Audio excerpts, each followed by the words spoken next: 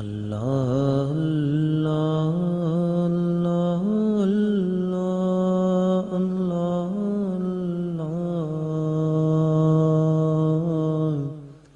وہ تو آپ کے فرائض ہیں نا، آپ کی خاندان کو وقت دینا، ان کی کفالت کرنا وہ فرض ہے آپ پہ. اسی طرح حلال روزگار کمانا آپ پہ فرض ہے. یہ شہزاد بھائی بیٹھے ہیں، ان کو میں نے شروع میں ہی کہا تھا، میں نے کہا کہ آپ جاب پہ جاتے ہیں تو آپ کا ٹائم کیا ہے؟ کہہ رہے جی 9 بجے. میں نے کہا جی آپ 8:55 پہ اپنے جاب پہ پہنچیں، اور اگر لنچ بریک 1 سے 2 ہے تو آپ 1 بجے سے پہلے 1 منٹ بھی اٹھ نہیں سکتے. اور نماز پڑھنی ہے، کھانا کھانا ہے، جو بھی کرنا ہے 1 سے 2 کے درمیان کرو. 2 بجے تمہیں واپس اپنی سیٹ پہ ہونا، یہ حلال کھانا ہے. یہ باتیں ہمیں تو دین نہیں لگتی، مزے کی. اس پہ کوئی تعریف نہیں کرتا کہ شہزاد بھائی تو آفس کا پیڈ اپنے گھر کی سبزی کے لیے استعمال نہیں کرتے، کہ بیگم کا فون آیا جی یہ جی منگوا لیجیے گا، اور وہ آفس کا پیڈ آفس کی قلم سے پیڈ پہ لکھ رہے ہیں. یہ جائز ہے؟ اب اگر آپ یہ مجھے بتاؤ کہ ہم میں سے کتنے نے یہ بات بھی سوچی ہے کہ ہم تو کسی اور کے آفس میں جاتے ہیں، اس سے بلا پوچھے اس کا پیڈ پوچھا پتہ بھی نہیں، بس یہ کیا ایک کاغذ ہی تھا لے لیا. اور آپ بتائیے جائز ہے؟ اچھا اس میں کوئی آپ کو بہت نیک نہیں کہے گا کہ آپ نے خاموشی سے اپنا قلم الگ رکھا ہے اور اپنا کاغذ الگ رکھا ہے، اس میں کوئی آپ کو نہیں، کوئی ایسے نہیں لگے گا کہ بڑا. مگر یہ اصل کمال یہ ہے، یہ شریعت ہے، یہ احتیاط، یہ تقویٰ ہے. یہ وہ چیز ہے جس کے بارے میں آیا وَمَن يَتَّقِ اللَّهَ يَجْعَل لَهُ مَخْرَجًا وَيَرْزُقْهُ مِنْ حَيْثُ لَا يَحْتَسِبُ. یہ وہ تقویٰ ہے. اور اس کے اوپر اللہ پاک کا وعدہ ہے، تقوی پہ وعدہ ہے اللہ کا وعدہ ہے تقوی پہ. تو ہمیں عقلاً بھی وہ کام کرنا چاہیے کہ جس چیز پہ اللہ کا وعدہ ہے نا، پریکٹیکل پہ. اللہ پاک نے یہ نہیں کہا کہ تم نے اتنے خواب دیکھ لیے، اتنے تمہیں خوشبوئیں آ گئیں، اور اتنے تمہیں دور کی چیزیں نظر آ گئیں تو پھر فائدہ کیا ہے؟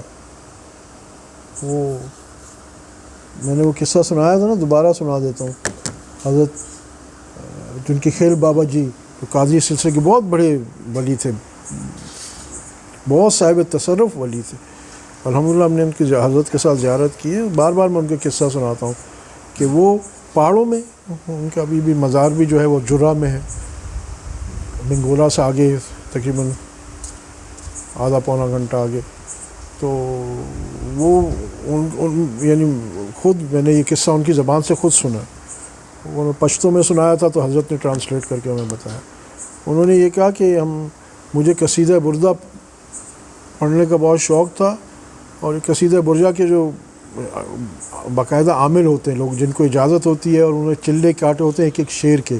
اس کی شعر میں بڑی تاثیر ہے کہ جن مسخر ہو جاتے ہیں، اور ہوائیں مسخر ہو جاتی ہیں، اور خزانے نظر آتے ہیں. اور تو کہا کہ بہرحال مجھے تو شوق تھا کہ میں اس کی اجازت باقاعدہ لے لوں. تو ایک بزرگ تھے کسی دوسرے گاؤں میں دور، وہ اس کے عامل تھے بہت. تو میں ایک صبح نکلا، تو جب ان کے گاؤں پہ پہنچا اجازت کے لیے، تو وہ پہلے ہی گاؤں سے باہر میرا انتظار کر رہے تھے. اور جب میں ان کے پاس پہنچا تو انہوں نے باہر کھڑے ہوئے تھے، تو کہا مولوی صاحب بخیر راگلا، اور اس طرح مجھے پکڑا اور ایسے دبایا. اور کہا بس ان کا دبانا تھا تو مجھے اس کے پورا قصیدہ بردہ شریف، یہ جمعے کو ہم پڑھتے بھی ہیں، یہاں پڑھا بھی ہوا ہے، جس کو چاہیے کاپی لے لیں. دیکھا 165-66 اشعار ہیں اس کے جو بھی، وہ سارے مجھے 1 منٹ میں حفظ ہو گئے. اور نہ صرف حفظ ہو گئے، مگر ان کی جو اس میں تاثیرات تھیں کہ جنات کا نظر آنا، اور ہواؤں کا مسخر ہونا، اور زمین کے خزانے نظر آنا، یہ ساری چیزیں مجھے اس 1 منٹ میں، 1 لمحے میں بلکہ حاصل ہو گئے. تو کیا میں شام کو واپس اپنے گاؤں پہنچ گیا واپس. تو یہ بیت تھے مولانا محمد قمر رحمۃ اللہ علیہ، ان کو جرہ بابا جی کہتے ہیں. تو انہوں نے اپنے شیخ کو، یہ بھی ضروری ہے کہ اپنے شیخ کو اطلاع کرنا. تو یہ انہوں نے آ کے فوراً ان کو بتایا کہ بابا جی میں تو آج گیا تھا یوں، تو مجھے انہوں نے، میں تو اس کی اجازت کے لیے گیا تھا، مگر انہوں نے مجھے ایسے گلے لگایا اور اب مجھے سارا قصیدہ بردہ شریف حفظ بھی ہو گیا ہے، اور جنات اور سونا، مطلب میں زمین کی ساری چیزیں نظر آ رہی ہیں اور ہواؤں پہ تصرف اور یہ سارا.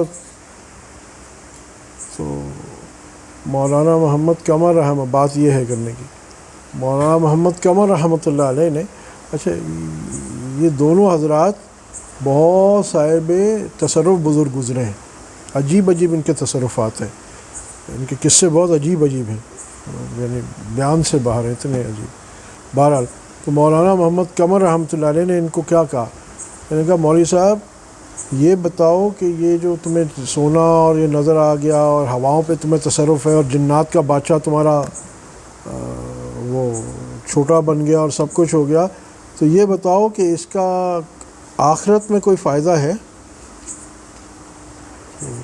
کہا میں نے سوچا، میں نے کہا نہیں حضرت یہ آخرت میں تو کوئی فائدہ نہیں. تو مولوی صاحب یہ بتاؤ کہ اگر آپ اللہ کا نام ایک بار لوگے اس کا کوئی فائدہ ہے آخرت میں؟ ہاں جی وہ تو اللہ کا نام لیں گے تو فائدہ ہی فائدہ، لام اتنا ہی فائدہ ہے. تو انہوں نے کہا مولانا قمر رحمۃ اللہ نے کہ مولوی صاحب ہم فقیروں کے لیے اللہ کا نام کافی ہے، چھوڑو یہ دنیا کی شعبدہ بازیاں چھوڑو. کہ بس انہوں نے اتنا فرمانا تھا، انہوں نے ایسی توجہ دی کہ وہ ساری مجھ سے کیفیت سلب کر لیے.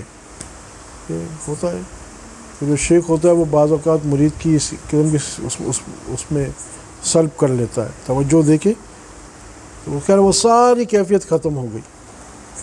مگر بات سمجھ میں آ گئی کہ کرنے کا کام جو تھا وہ یہ حاصل نہیں کرنا تھا کہ بھئی جنات آ رہے ہیں اور فلانا آ رہا ہے، کرنے کا کام اللہ کا نام لینا.